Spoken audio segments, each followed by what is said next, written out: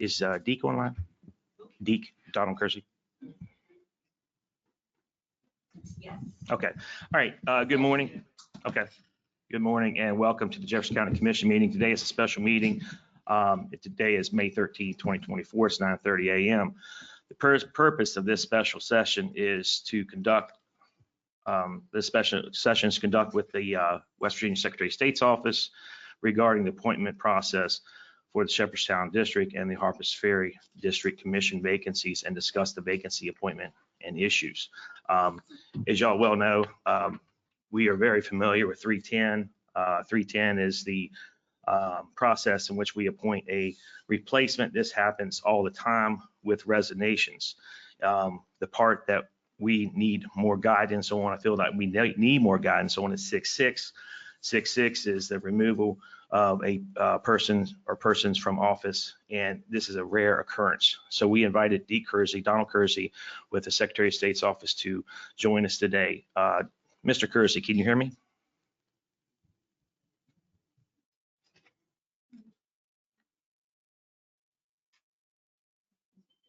And you're self-muted, I think. When you're saying 310 and 6.6, you're talking about the West Virginia code. Yeah, is that it? yes, 310 and 6.6 is the West Virginia State Code. All right, you still have yourself self-muted. I think that app. There it is. Oh, okay. There we go. I'll reserve comment for later. Sorry, guys. Hey, good morning. Good morning. I've got you on speakerphone here in the office. Is there too bad of an echo? No, I think we can hear you just fine. Great. All right, well, good morning and thank you for joining us. Can you, do you mind giving us an overview of how the commission is to proceed with regards to 6.6? 310 is a code that we're very familiar with here in Jefferson County.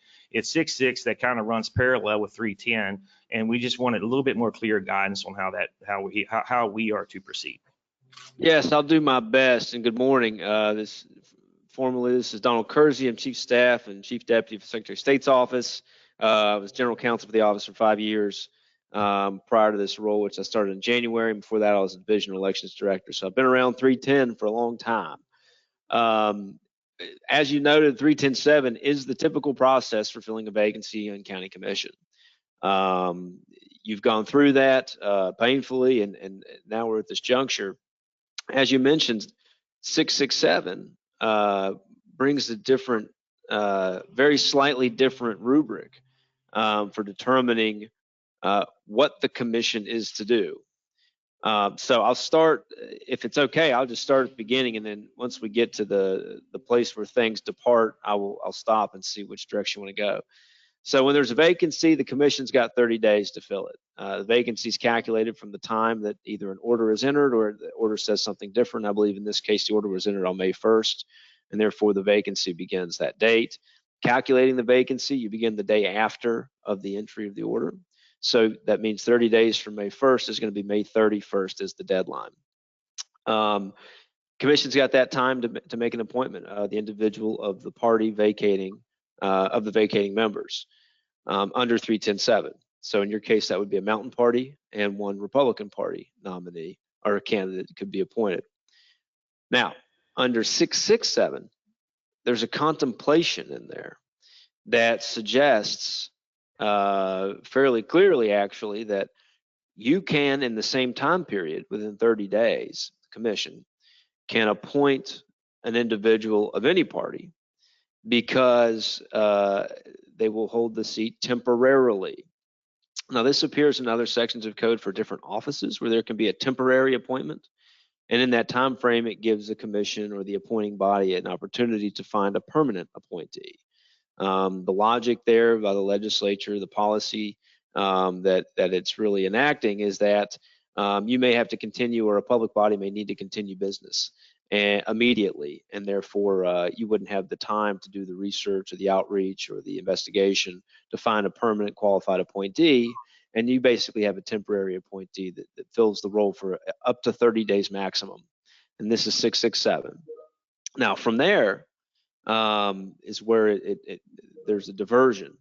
Either you will have to make a permanent appointment by the end of that 30-day period under 310.7, or your temporary successor would continue in that seat if an appeal is filed and while the appeal is pending with the Supreme Court. Now, there's a caveat to that. If the three-judge panel, excuse me, that entered the removal orders for the two commissioners chooses to suspend its order, well, then the commissioners removed actually would be back in office and continue serving until the appeal is complete. Let me pause there and see what questions I've raised. Suspending the order, that means basically the appellant win in court. Is that right? It doesn't necessarily mean they win. It just simply means that the lower court acknowledges that this issue may not be totally resolved because an appeal is pending. I've seen this in the election context at the federal level for a case that we were part of in the U.S. District Court of the Northern District, where the court ruled that a particular statute, a Chapter 3 code statute that affected elections, specifically ballot order for candidates' names, was not constitutional. However, under a principle called Purcell, federal court acknowledges that election issues are very timely and they have to take things up expediently, but in the meantime, they will stay or toll or suspend, all synonyms, their order. And that's what happened at the federal level on that case, just acknowledging things happen quickly in elections, and changing election rules or suspending or finding a statute unconstitutional during an election could impact the outcome. And so that's essentially what could be done. The panel could say, you know, there's an election right now, and we don't want our order affecting voting on that. Now, whether or not it's likely in this case, I won't predict it, but the panel has that ability to suspend their order until the Supreme Court issues a ruling. Thanks. And this suspension, can that happen if there's no appeal filed? I don't believe so. Let me look here. I'm in 667H for your counsel there. No, I don't believe so, because the language says from the date of any order of the three-judge court removing an officer under this section until the expiration of 30 days thereafter, and if an appeal be taken until the date of suspension of such order, if suspended by the three-judge court, and then if not suspended until the final adjudication of the matter by the Supreme Court of Appeals. So no, I don't believe the suspension is possible unless there is an appeal. The court has spoken, in other words, and that makes sense. Right. And the court's entered an order and it's complete. When would we know when the appeal is filed? Is there a deadline for filing the appeal? 30 days, I believe, is what code says. Within 30 days, yes. Magic number. I'm sorry? I was just making a joke saying there's the magic number again. Oh, yeah. Yeah, 30 days. Very consistent throughout this. All right. Do you have any questions, Commissioner Tam?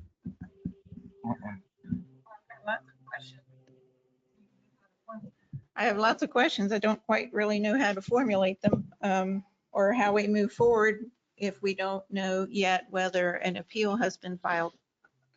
I mean, that makes a difference on how we proceed, whether we're going under 66-7 or 310-7. It's a difficult situation, certainly. If an appeal is filed, the parties will be given notice at some point, but the state Supreme Court would have record of that if once the appeal is filed. So, and I believe that would be on the e-filing system, so your attorney should be able to monitor that. Yes, but that eats up our time limitation Right. of appointing someone also within a certain time, within the 30 days. So It does put you in a difficult position. This is a county issue, but if I were asked my advice on how to resolve it, I would plan for both and have contingencies in place. Have plans for a temporary appointment under 667 and have plans for permanent appointments under 310.7. and it's a very hard to convince people to serve either way. Our challenge too. Understood. Well, perhaps this is helpful. As you just experienced under 310.7, within 30 days is when the commission has the ability to make the appointment on their own or on its own. If that 30-day period passes and no appointment is made, then there is a shifting of abilities there to the county executive committee of the party of the vacating members. And so if you aren't able to make a decision because of the nuances between 667 and 310.7,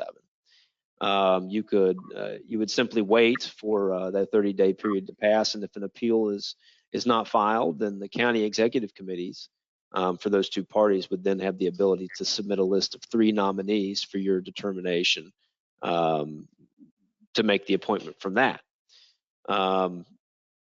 If an appeal is filed, I don't know that 310.7 contemplates temporary successors. There is some general temporary successor language in 310.1, but we would have to check and see if 310.7 refers back to 310.1.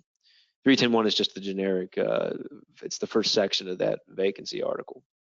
So that may be the other path that could be taken. You simply wait to see if an appeal is filed, and if it is, then we would look at 310.1 and see if you have it, or we can look beforehand, but to see if you have the ability to appoint someone temporarily while you're waiting. I do know that you would have a quorum without filling the vacancies currently, so that wouldn't prevent the county from operating.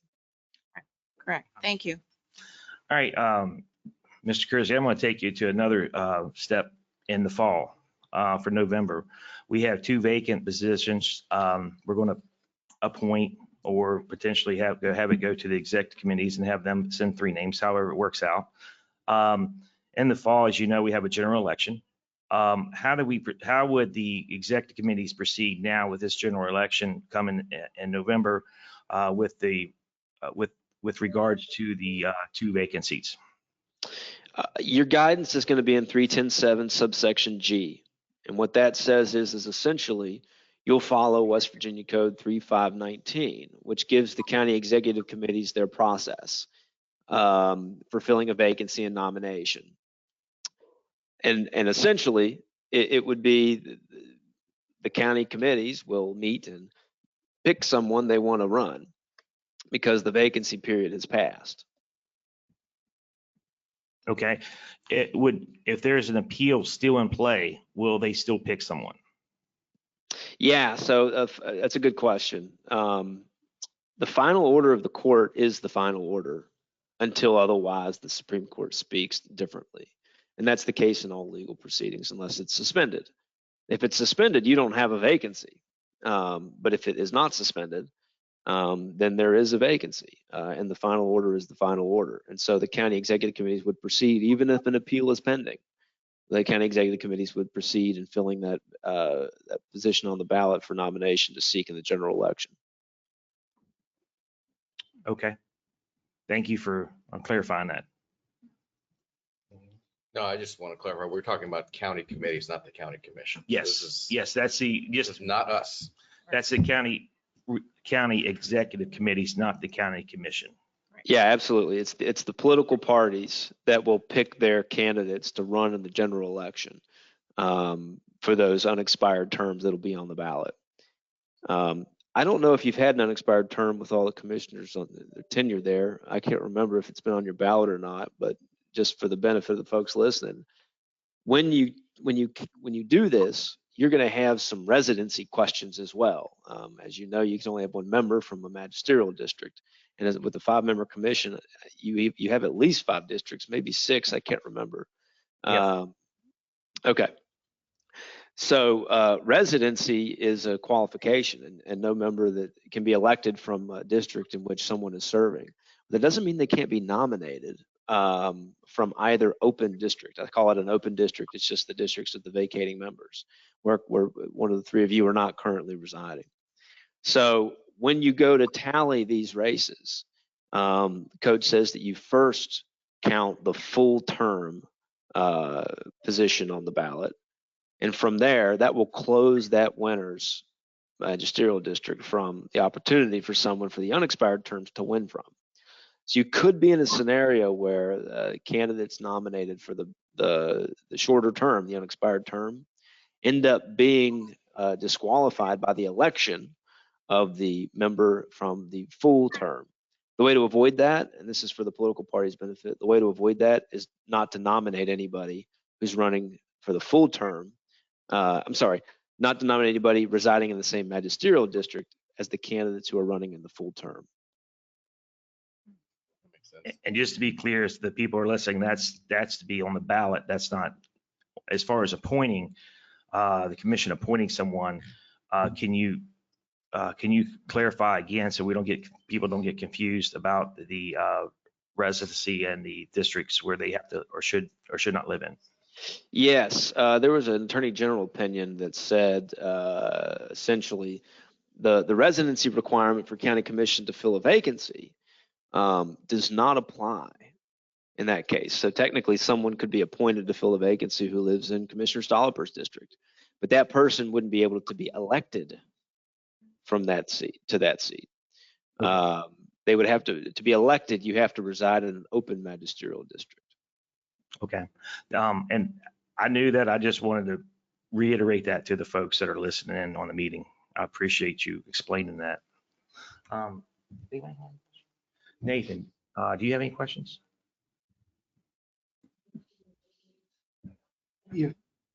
If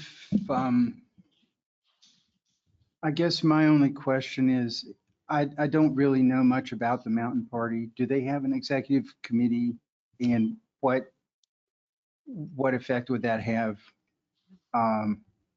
if they don't? I don't know. Could maybe Mr. Kersey comment on that issue? Yes, the Mountain Party does not have a county executive committee. Their bylaws contemplate county committees, but they don't get elected on the regular primary every 4 years, like the other two major political party committees do. So they do have a state executive committee, but their bylaws don't expressly give the state executive committee a procedure for filling the vacancies on a county executive committee, because again, they don't have a county executive committee. So it would put them in a chicken and an egg situation. If the county executive committee is responsible for appointing a name or submitting a list of nominees to you for selection, but they don't have a county executive committee, and the state executive committee doesn't have a process to follow to appoint members to a county executive committee, there is no authority for the state executive committee to submit the list of names on behalf of a county executive committee. So essentially what they'd have to do, and I've talked to Denise Bennion about this, she's the chair of the Mountain Party, which was just recently resolved by a judge up there. She would essentially have to get her state executive committee members together, prescribe a procedure, adopt a procedure in their bylaws, and then constitute a county executive committee. And the county executive committee would have to meet and then follow the normal process. Okay. Could that be hypothetically done in how many days? Right. 16 days, 17 days? Oh, no, this would be after we fail to appoint somebody within 30 days. So this will start after oh, I see. Okay. And what timeline what's the requirement for a party to, is it 15 days or 30 days again? I don't know. Mr. Kersey, what's their deadline, their time deadline for acting?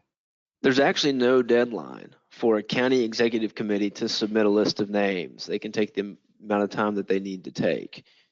But once they submit that list to you is where that deadline comes in. Once you get that list, you have 15 days to make your selection. Thank you.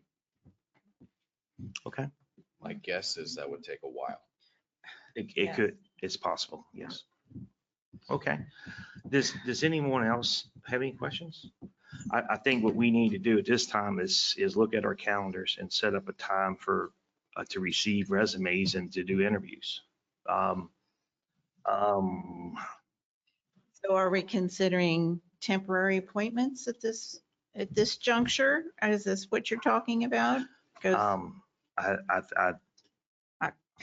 I think that's what we need to do, but Yeah. I I just want to make sure I understand where Well, you're I coming would from. recommend that we consider both until we know whether the appeal is filed. Oh, that's true, Yeah. too. Yes. Good. Okay. Good point. How does May 30th at 9:30 a.m. look for everybody's schedule? I'm making no commitments until we get this issue resolved. Okay, fair enough. I can do it. I just wonder if we can do it a little bit sooner in case there's some sort of Yeah, problem. Well, right. that's one day prior to. I can't. Okay. Yeah. Okay, So May 30th at 9:30 a.m. sure. Okay, now let me ask you this. How soon do you want to receive resumes, have the resume cutoff deadline? How soon do you want that to happen? So we can review the resumes and then each pick 2 candidates from each Yeah. each position. What day of the week is May 30th? That's Thursday morning. Okay. Mhm. All right. What do you say? I don't need a lot of time to read it. I mean, the Okay. 28th or 29th is fine for me. Okay, why don't we have it on Friday at 5 o'clock? Right, Okay, yeah. Sure. that's what- Okay, Yes. all right.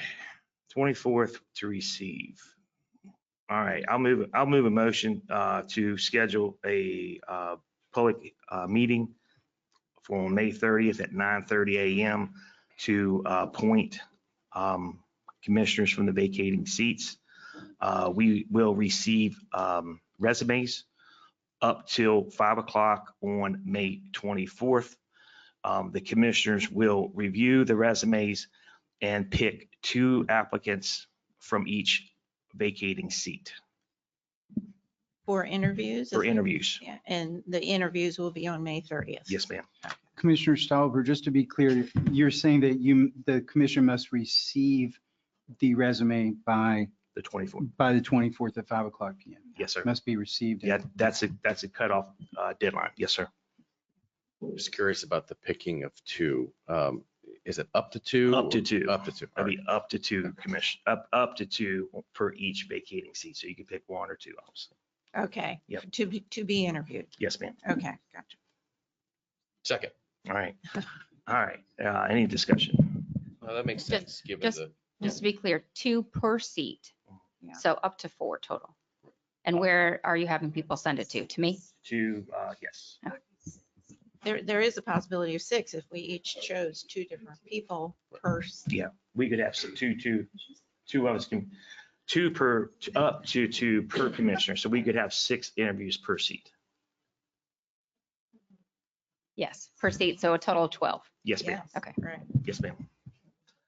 That would be the maximum. right. All right. Any further discussion? Any questions? so I think we're operating within the 30-day deadline. That's the Yeah. hard deadline here, and following the rules by the book to the best of our ability. It looks like a lot of this will turn on whether or not there's an An appeal appeal. and how that proceeds, but we just don't know that right now. So I Yeah. think scheduling it as you've suggested follows the rules, and that's what we need to do. Right. Okay. Yeah, that works. All right. Mhm. Good to go. All right. All in favor, say aye. Aye. Opposed, motion carries 3-0. Mr. Kersey, are you still here? Yes, Hey, thank you very much for joining us today. You're a big help. glad to be as helpful as I can. If there's anything else, please let me know. Thank you.